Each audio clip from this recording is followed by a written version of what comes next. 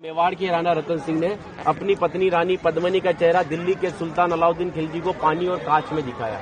लेकिन हिंदुस्तान का साइंस कहता है कांच का आविष्कार 1535 में हुआ और रानी ने जौहर 1303 में किया। तो 237 साल पहले अपने हिंदुस्तान में कांच और मिरर नहीं थे। और अलाउद्दीन खिलजी के साथ में पर्सनल राइटर आया था जिसका नाम था अमीर खुसरो, जिसने उस समय किताब लिखी थी तारीख अलाई।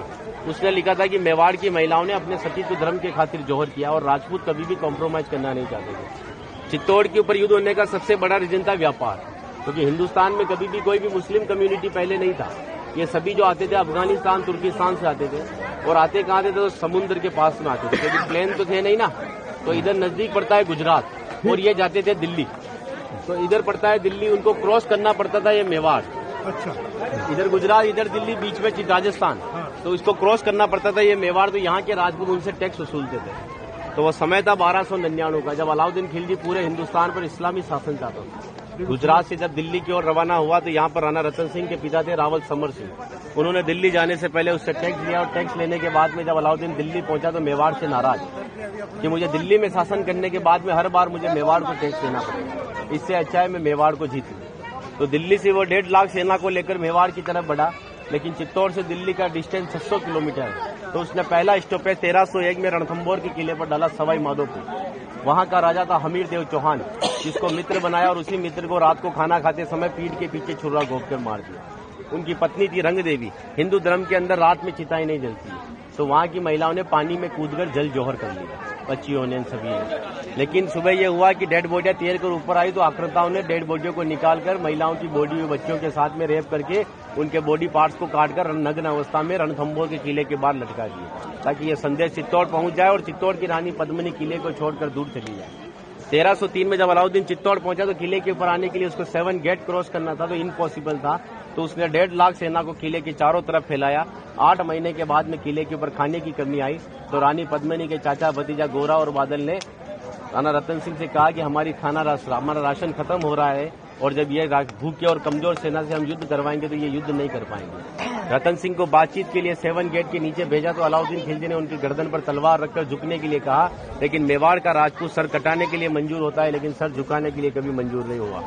राणा रतन सिंह को धोखे से बंदी बनाया और रानी पद्मिनी को संदेश भेजा कि आप हमारे अधीनता स्वीकार करो, हम दिल्ली चलेंगे। रानी पद्मिनी कहती है जो नरसंहार तुमने 2 साल पहले रणथंभौर के किले में किया तो यहाँ की महिलाओं के साथ में भी वही होगा। इस वजह से जहाँ मैं जाऊंगी वहाँ ये वीरांगनाएं चलेगी। 2 महीने का समय लिया। अलाउद्दीन खिलजी ने 700 डोलियां किले की ओर भेजी, लेकिन रानी पद्मिनी को पता था कि मेवाड़ में घूंघट सिस्टम है। तो हर एक सोल्जर को लेडीज पोशाक पहनाकर तलवार और भालों के साथ में उस पालकी में बिठा दिया और रानी पद्मिनी की पालकी में भतीजे बादल को रानी पद्मिनी की वेशभूषा पहनाई और 700 पालकियों एक कमांडर बनाया चाचा जी गोरा को।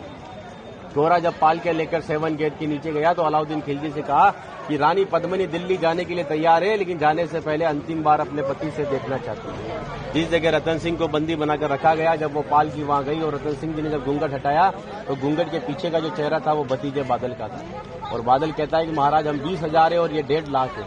एक राजा अगर नहीं लड़ेगा हमारे साथ में तो हमारी सेना का मनोबल कमजोर रहेगा। इसी वजह से राणा रतन सिंह को पालकी में बिठाकर किले के ऊपर भेजा। जब रतन सिंह जी किले के ऊपर आए तो किले के ऊपर आने के बाद में उनकी जय जयकार में हर हर महादेव और जय भवानी के नारों से किला गूंजने लगा। अकबर कहता है कि 8 महीने से तो किले से बच्चे की रोने की आवाज नहीं आई, लेकिन 700 पालकियां जब किले के नीचे आए तो किले से जय जयकार हुआ है, मतलब हमारे साथ में धोखा हुआ है। हर एक राजपूत कटने के पक्ष में था लेकिन झुकने के पक्ष में नहीं था। 20,000 राजपूत युद्ध में गया और अलाउद्दीन खिलजी की 1,25,000 सेना को मार दिया। बचे हुए दुश्मन जब किले के ऊपर आए तो महिलाओं ने अपने सतीत्व धर्म के खातिर हिंदुस्तान का सबसे पहला और बड़ा जौहर 16,000 महिलाओं के साथ में जिंदा आग में जलकर किया। यहाँ पर भी रानी पद्मिनी के महल में कांच लगाए गए थे।